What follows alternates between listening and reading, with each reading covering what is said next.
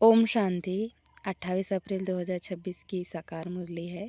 मीठे बच्चे, बाप समान लवली बनने के लिए अपने को आत्मा बिंदी समझ बिंदी बाप को याद करो।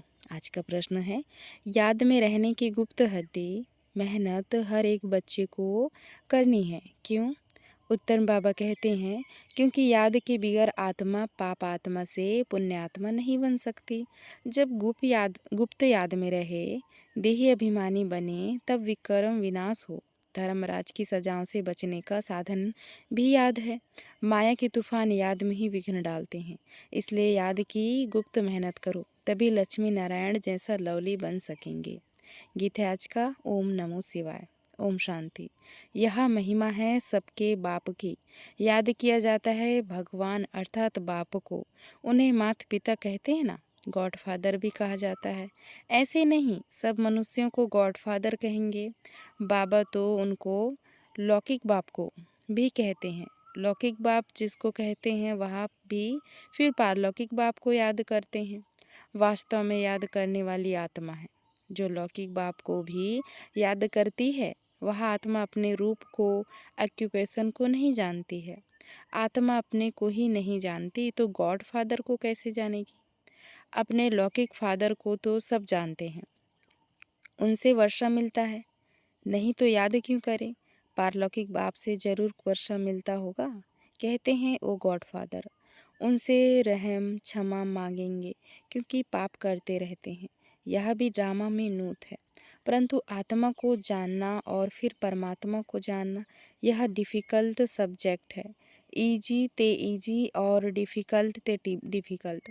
बल कितना भी साइंस आदि सीखते हैं, जिससे मून तक चले जाते हैं, तो भी इस नॉलेज के आगे वह तुच्छ है। अपने को और बाप को जानना बड़ा मुश्किल है। जो भी बच्चे अपने को ब्रह्मा कुमार कुमारी कहलाते हैं, वह भी अपने को आत्मा निश्चय करें। मैं आत्मा बिंदी हूँ, हमारा बाप भी बिंदी है, यह भूल जाते हैं। यह है डिफ़िकल्ट सब्जेक्ट। अपने को आत्मा भी भूल जाते तो बाप को याद करना भी भूल जाते। देही अभिमानी बनने का अभ्यास नहीं है। आत्मा बिंदी है, उनमें ही 84 जन्मों का पाठ नुदा हुआ है। जो मैं आत्मा भिन्न भिन्न शरीर ले पाठ बजाती हूँ, यह घड़ी घड़ी भूल जाता है। मुख्य बात यही समझने की है। आत्मा और परमात्मा को समझने के सिवाय बाकी नॉलेज तो सबकी बुद्धि में आ जाता है। हम 84 जन्म लेते हैं, सूर्यवंशी चंद्रवंशी बनते हैं। यह चक्र तो बहुत सहज है, समझ जाते हैं। परंतु सिर्फ चक्र को जानने से इतना फायदा नहीं है जितना अपने को आत्मा निश्चय कर बाप को याद करने में फ़ायदा है।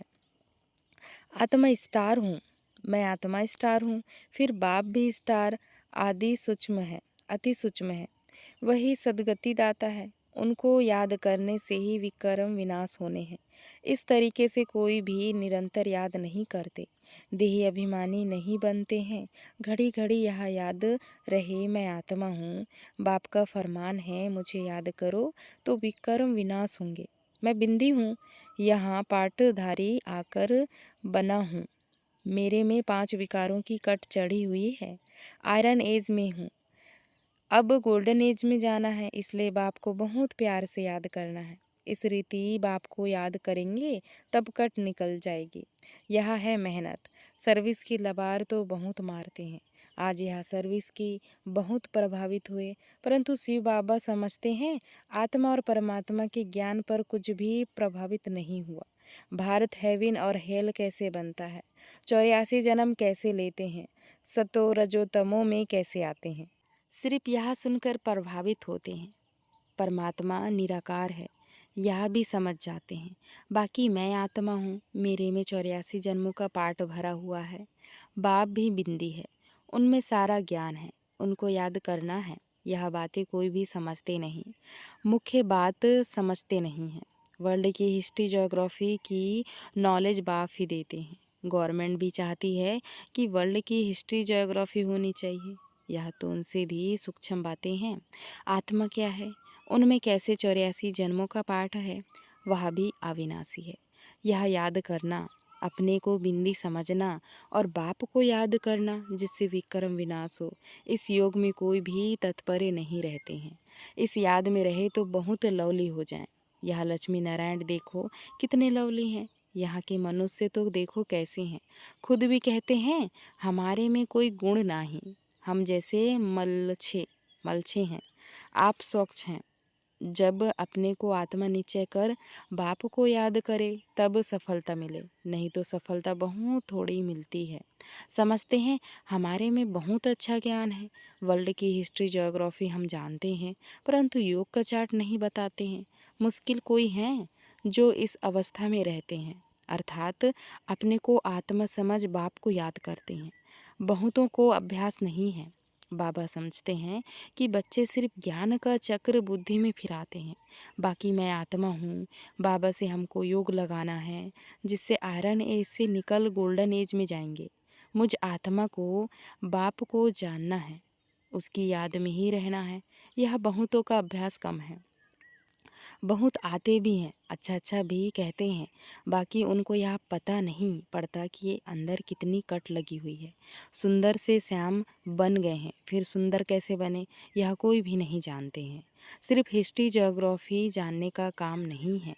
पावन कैसे बने सजा ना खाने का उपाय है, सिर्फ याद में रहना।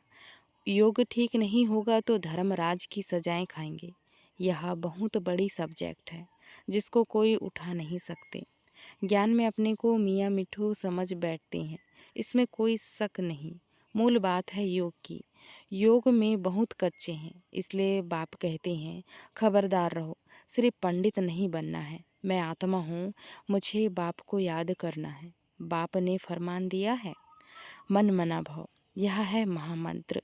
अपने को स्टार समझ बाप को भी स्टार समझो, फिर बाप को याद करो।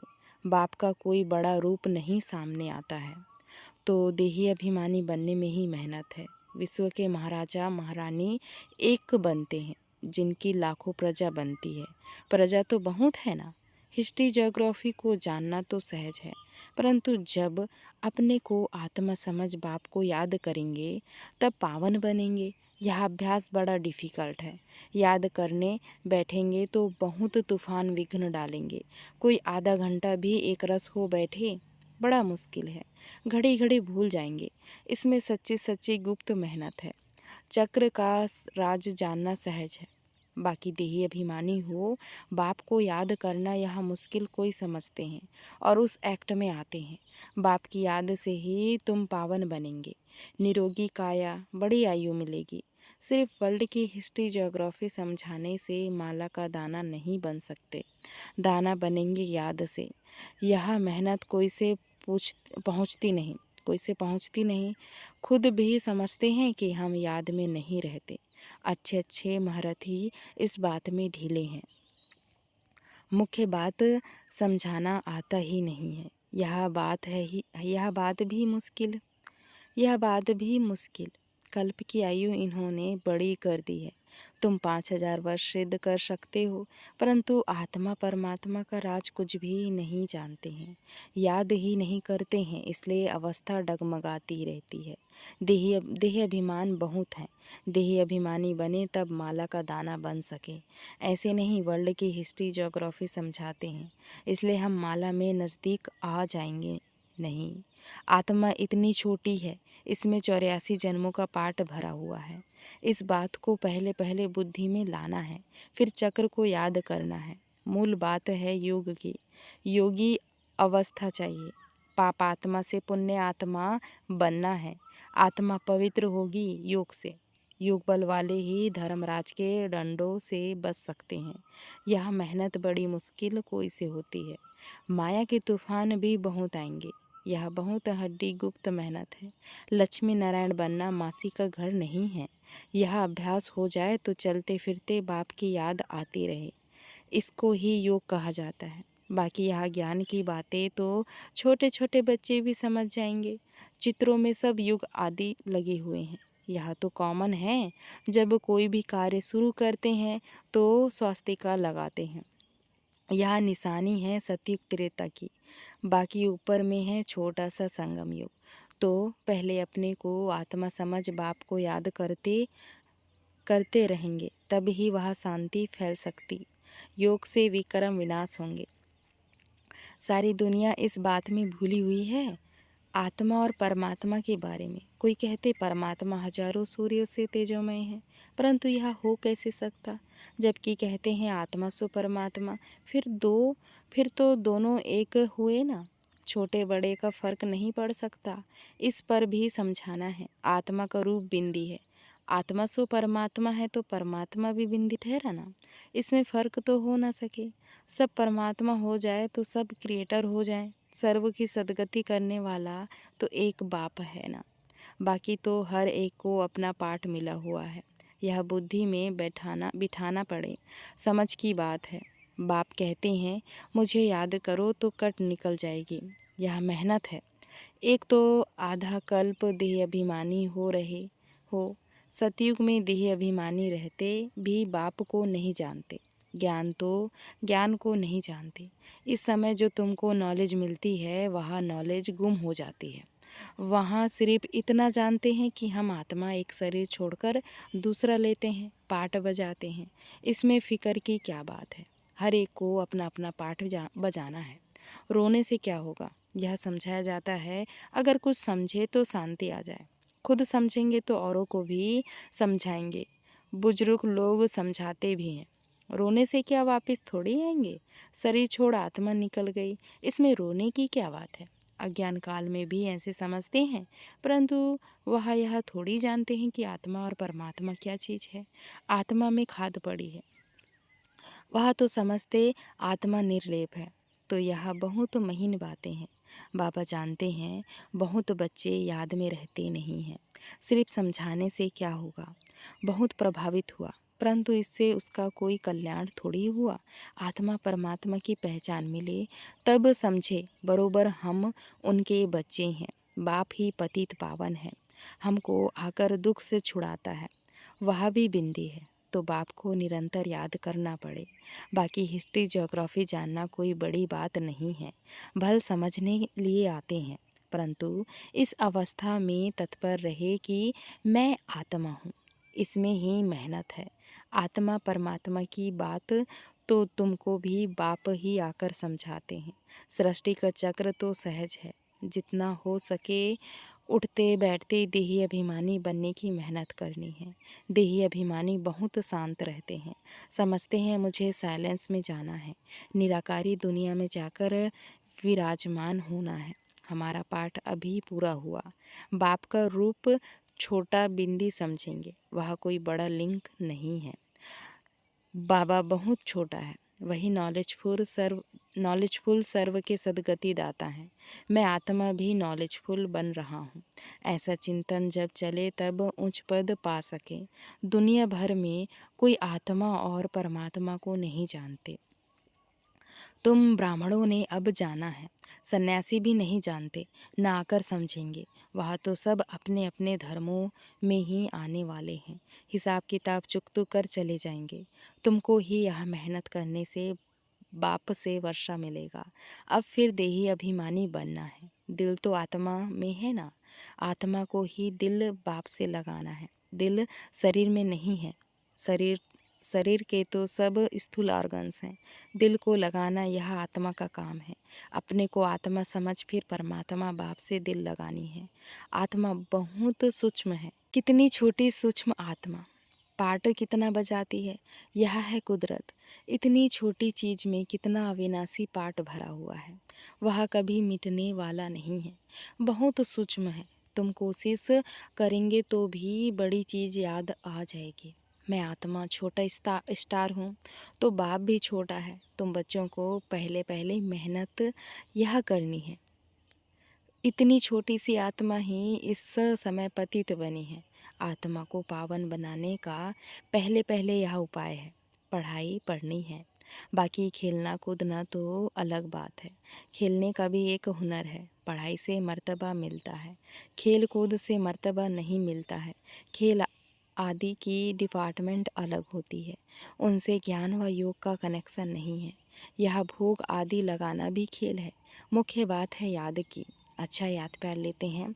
मीठे मीठे सिकल दे बच्चों प्रति माता पिता बाप दादा का याद प्यार और गुड मॉर्निंग।